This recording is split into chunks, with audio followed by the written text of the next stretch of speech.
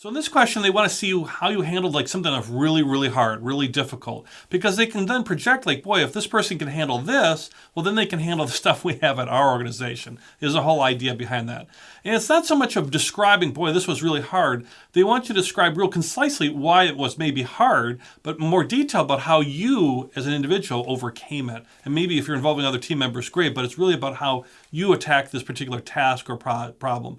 So this is where you want to come in beforehand with an idea of some of these different stories or different things that you want to bring up, like of a real difficult project that you overcame, so you can have that ready for a lot of different questions in addition to this one. So an example of how that might look would be something like this. Well, one of my most difficult projects I had to work on was I was working with our biggest customer, a major account of ours, and the software that we're using with our particular learning management system was not integrating with ours. Theirs was not integrating with ours.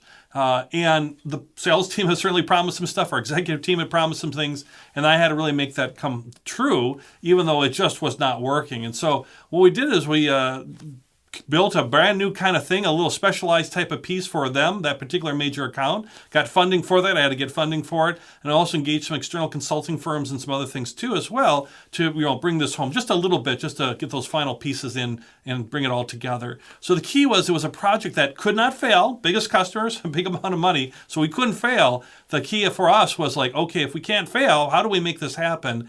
And really looked at this difficult project, and then my role was to really reach out and identify the resources and bring this whole home, whether it's external or internal to the organization.